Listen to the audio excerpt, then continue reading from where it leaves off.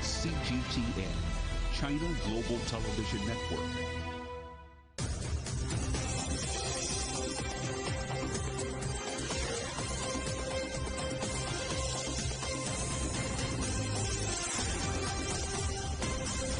Live from London, this is The World Today. Hello, I'm Naveed Jabbarkil. Welcome to the programme. Our top stories this hour. Tens of thousands are preparing to protest across the United States, calling for urgent gun reform. You're looking at live pictures from Washington, D.C. The EU's chief arrives in Ukraine as it says it desperately needs more weapons to fight Russian troops in the east of the country. And the UK government wins a legal battle to send asylum seekers to Rwanda, as Prince Charles reportedly calls the plans appalling.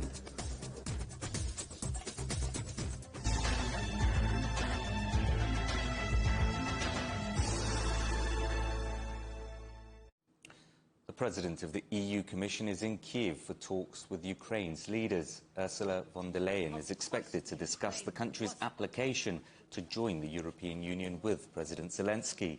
Her trip comes as Ukraine appeals to its Western backers for more heavy weapons and artillery, with fierce street fighting in the eastern Donetsk region. Our correspondent Michael Voss is in the Ukrainian capital Kiev live for us now. Michael, von der Leyen back in Ukraine now. What more do we know about her trip? Well, you're right. Commission President von der Leyen came to Ukraine. She's been meeting with the president here, Zelensky, at a critical point in Ukraine's application to join the European Union. On this coming Friday, the European Commission will meet to decide whether it can approve Ukraine's request for candidate status to the European Union, and then that would go forward to a full EU summit at the end of this month. Some discussion about whether they should be fast-tracked or not. Previous applications have taken about 5 years to go through. Now, von der Leyen also came here to discuss reconstruction, medium and long term, here in the country. It's been really enormous amount of destruction. The Russian artillery and shelling and missiles have caused widespread destruction of towns, villages, right across the country, and right now, especially in the Eastern Bloc, where there's very heavy fighting going on. So just after that meeting, both von der Leyen and Zelensky held a press conference. Let's hear what she had to say. Ukraine is at war, so your focus and our support is in overcoming this atrocious, horrible war. But we want to look further, and with the reconstruction, we also want to look forward what needs to be done next. For example, you have done a lot in strengthening the rule of law, but there still needs to be reforms implemented to fight corruption, for example, or to modernize this well-functioning administration to help attract investors. Now, Ukraine is also asking the West for more weapons, especially heavy artillery, and they say they need it rapidly if they are to stop Russia taking control of the whole of the Donbass region. It's really a war of attrition that's going on in that region. For example, in Severodonetsk, where the current heaviest fighting is taking place. When it comes to street fighting, the Ukrainians believe they probably have an edge over the Russians, but they cannot counter the vast amount of artillery that Russia is pounding their positions with. The Ukrainians claim that the Russians have 10 to 15 times more artillery than they do. And it's not just in Severodonetsk. Towns and villages right across the Donbass region are being very heavily pounded. So that's another request. Britain and the US have said that they are providing some more sophisticated long-range artillery that has a bigger range than the Russians, but it's yet to arrive, and the Ukrainians are saying they need all the help they can get now. And looking at the reconstruction efforts that the EU has spoken with Ukraine about today, one area that plenty of destruction has been evident has been the southern city of Mariupol. What's the latest on the situation there? Well, the big risk there now is an outbreak of cholera. There's still about 100,000 people living in this absolutely devastated southern port city. Almost 80% of the buildings have been damaged, we're told. And the risk now is that the water system is getting contaminated, and there are fears that there could be a cholera outbreak. There have been reports, we can't verify this at the moment, that there have been some cases of cholera already. There are dead bodies still under the rubble. Apparently some of this is contaminating the water system. We're also hearing that sewage has leaked and has contaminated the main water system. Now, Mariupol is under Russian control, so the Ukrainians are unable to help with this. And also, so far, the Russians have not let the United Nations or other aid agencies to come assess the situation and offer humanitarian aid. So there is a worry that if this gets out of control, several thousand more people could die in Mariupol. And the mayor of that city, who's now in exile, has called on the West to try and organize a final mass evacuation of those residents who are living there. Yeah, around 100,000 of them, but it's important to highlight about 3/4 of the population having to leave. That's Michael Voss for us live in Kiev. Thank you. In the United States, tens of thousands of protesters are gathering right now, calling for new laws to tackle gun violence. More than 450 rallies are planned on Saturday, including events in Washington, New York, Los Angeles and Chicago. It comes after a mass shooting at a school in Texas last month when a gunman killed 19 children as well as 2 teachers. There have been 148 mass shootings in which at least 4 people are injured or killed so far this year.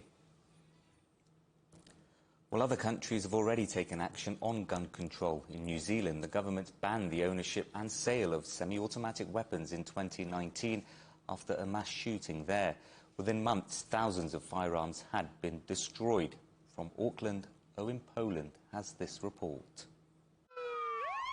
The killing of 51 people at 2 Christchurch mosques in 2019 shocked New Zealand and the world. This is one of New Zealand's darkest days.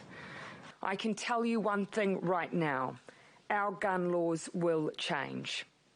Less than a month after the attack, New Zealand banned the ownership and sale of semi-automatic weapons. A bold move which led to a standing ovation last week when Jacinda Ardern addressed Harvard University. We knew that we needed significant gun reform, and so that is what we did.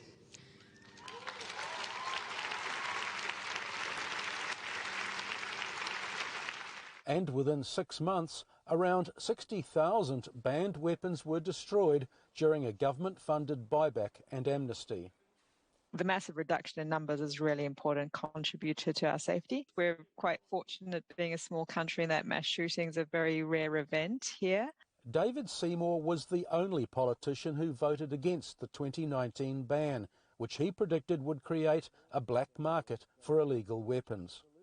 They bought back 60,000. That now means there are 180,000 illegal firearms in circulation, and no one knows where they went. Ironically, gangs that supported the Christchurch victims are now linked to illegal gun ownership and increased gun violence. We have got more guns in dangerous hands as a result of the Prime Minister's actions. Since the 2019 ban on semi-automatic weapons, New Zealand has progressively tightened its gun laws. New restrictions were recently placed on firearms dealers to improve security, and next year there's going to be a firearms registry which requires all licensed gun owners to identify all their weapons. It's estimated that New Zealand has around 1.5 million unregistered firearms, and those pushing for stricter gun controls say a register will help prevent violence. We know from other countries that have registers, particularly in Europe and Australia, that it's made quite a big difference on the flow of illegal firearms into the hands of criminals. But David Seymour says registers are expensive and inaccurate. Firearms register is not going to solve the problem. If you are a victim of a gun crime, how does it help that you knew who it used to belong to before it was stolen? Australia also took decisive action when 35 people died after a mass shooting in 1996. Almost 700,000 weapons were destroyed, and Australia now has some of the world's toughest gun laws.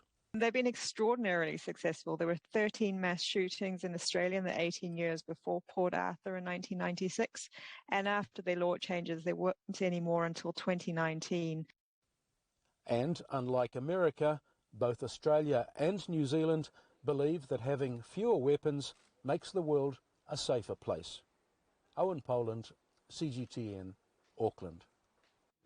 The United Kingdom is set to send asylum seekers to Rwanda next week after a legal bid to stop the deportations failed on Friday. The policy has faced fierce criticism, not least from the royal heir, Prince Charles, who's reported to have called it appalling. Matt Stuttard reports. The first plane load of 31 people is scheduled to fly to Rwanda on Tuesday, following the government's victory in the High Court. Campaigners are launching a last-ditch appeal against the decision, arguing that the policy is unsafe and irrational. And there was anger following Friday's ruling. This judgment is devastating for the refugees. This is a brutal policy. We've got refugees, we've spoken to more than 100 who've been given these notices that say they're going to be forcibly removed from the country. These are people who come in who are from war-torn countries, who are already traumatized. It simply adds to the agony and causes more trauma. It is an absolute scandal. The British government says its border forces are unable to cope with the number of migrants trying to come to the country. In April, Home Secretary Priti Patel announced a deal to send potentially thousands of asylum seekers to Rwanda in East Africa. The plan is aimed at undermining people smuggling networks and discouraging migrants from crossing the English Channel. But it's drawn strong opposition, most recently, according to British newspapers, from some very high places. Prince Charles, heir to the royal throne and eldest son of the Queen, is said to have called the policy appalling. His words, leaked from a private conversation, follow similar criticisms from religious leaders. But they've caused a stir, as UK royals are supposed to remain neutral on political issues. The British government, though, has welcomed the court's decision, Boris Johnson tweeting that he wanted to break the business model of ruthless criminals. More than 10,000 people have made the dangerous sea crossing to the UK so far this year, many fleeing conflict or persecution. I just saw women, I just saw kids, old people, families. Yeah, it was really hard. I've seen people crying, I've seen people hurt, and we had problems. We got beaten up in different countries by the police, by the people. We had very hard time. Some migrants have said they would fear for their lives once again if they're sent to Rwanda. Campaigners are taking their fight to the Court of Appeal on Monday. But if that's unsuccessful, it seems a significant number of people may be facing a very different reality to the one they'd hoped for, a new life in Africa rather than the UK. Matt Stuttard, CGTN. Still to come here on The World Today. Angry protests continue in India following comments by ruling party officials about the Prophet Muhammad.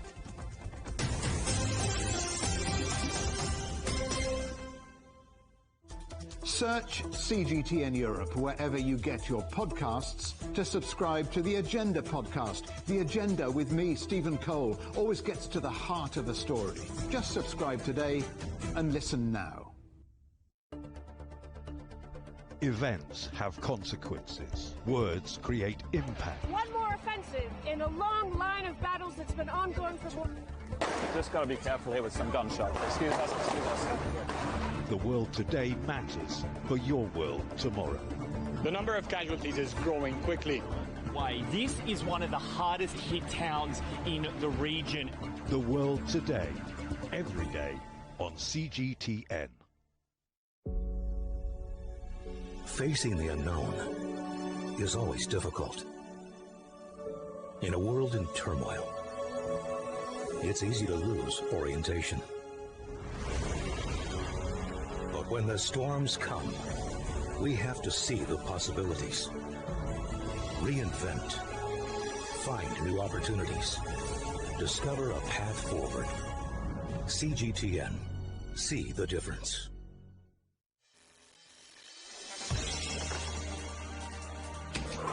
World world has changed under the pressure of the pandemic. For many of us, life is returning to some kind of normal.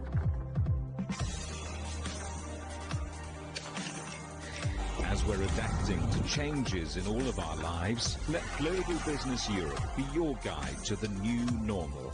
Join us weekdays on CGTN. This week on Razor, the great whale mystery, and using zebrafish larvae to predict the success of cancer therapies. We can do smaller trials and we will have a response much faster, and we will be able to get these new drugs from the research arena to the clinical practice faster.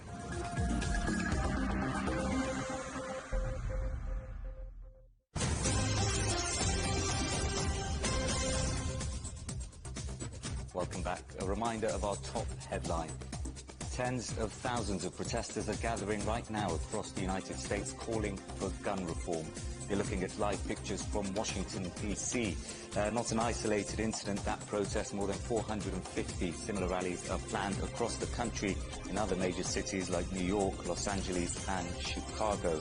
Now this follows another mass shooting last month in the Texas city of Uvalde, which left 19 children dead, as well as 2 teachers on the 24th of May.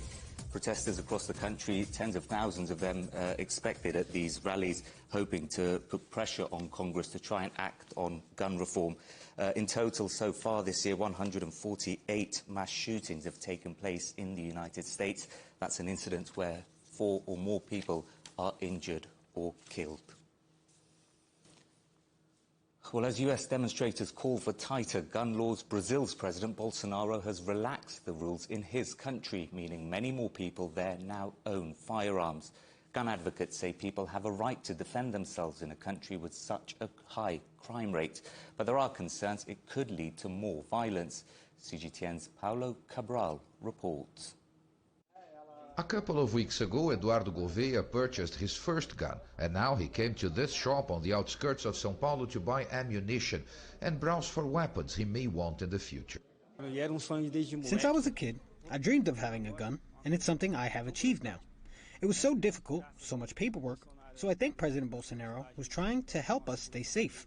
Gun sales in Brazil have boomed over the last couple of years following a series of presidential decrees designed to facilitate access to guns without the need to change the core law, the so-called Disarmament Institute of 2003, previously seen as very restrictive.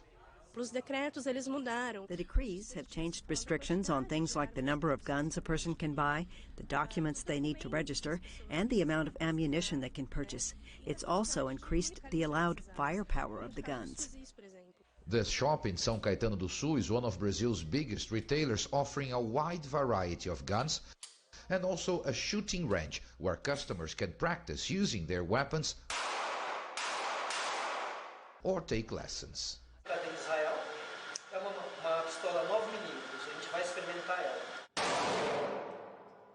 The shop owner, who's been in business for nearly 3 decades, says regulations remain restrictive, with a lengthy process involving different licenses and registrations to buy a gun. The market is heated not only because of the presidential decrees, but because people are claiming their freedom and their right to self-defense.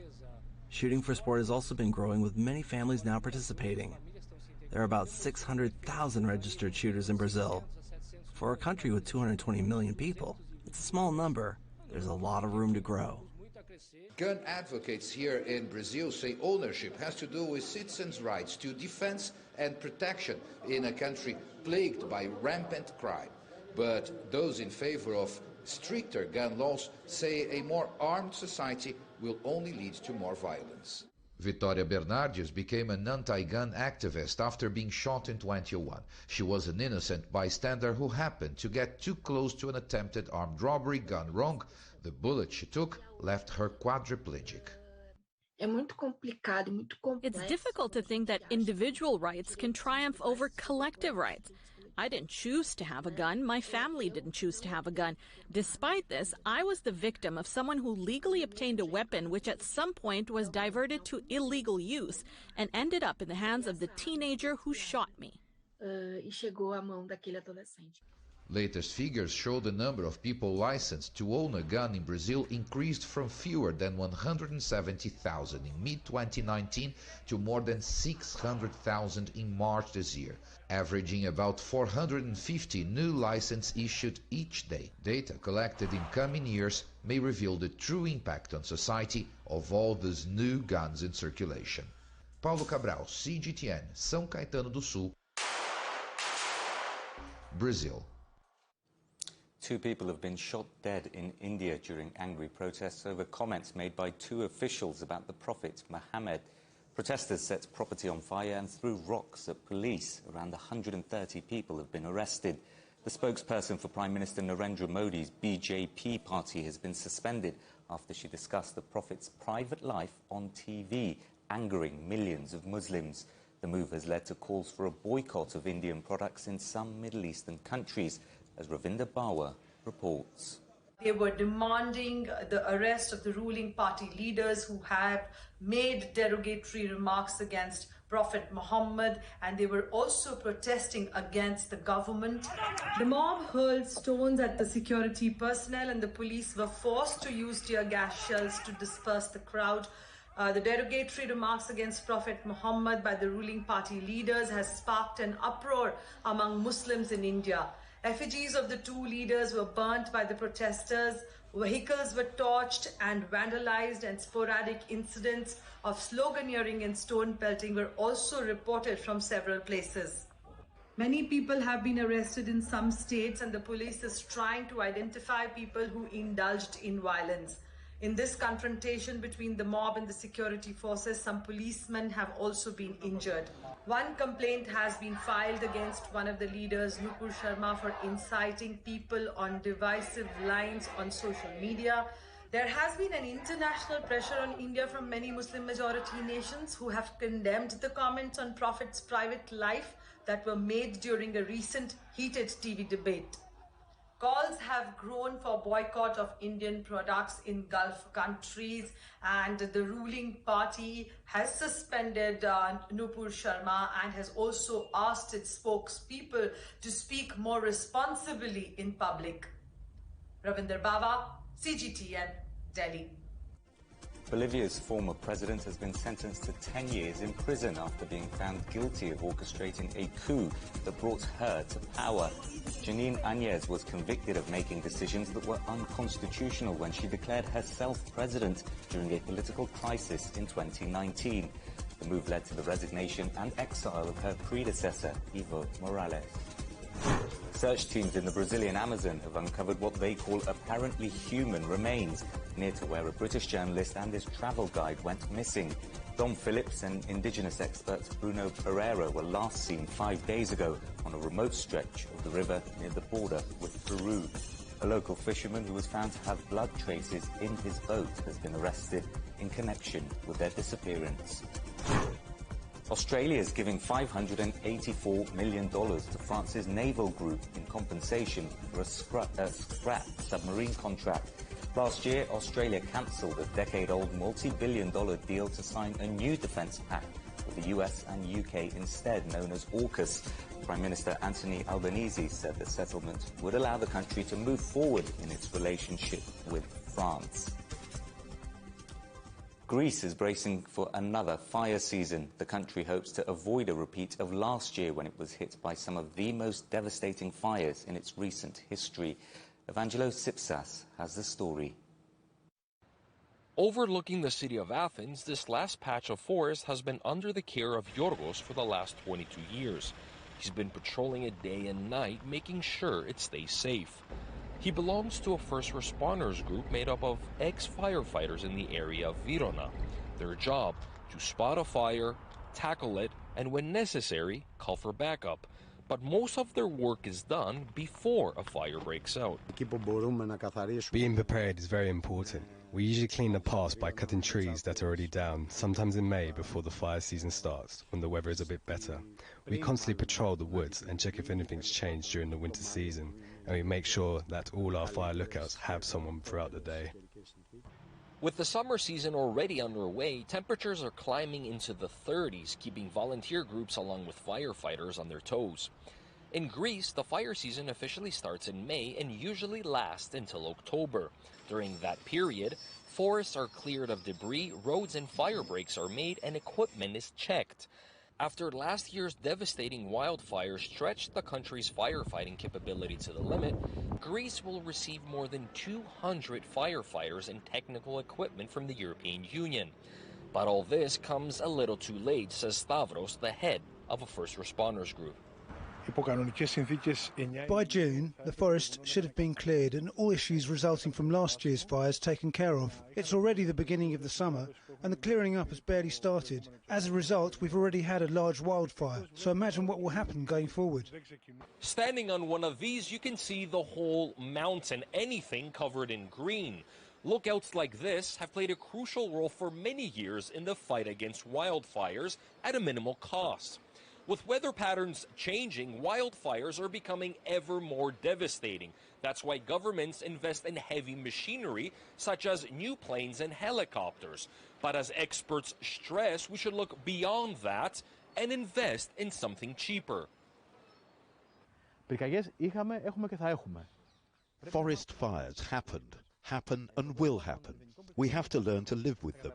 The theory of no fires doesn't exist. We focus on figuring out how to put out a fire. We need to focus on how to prevent a fire, because the best way to put out a fire is to prevent it.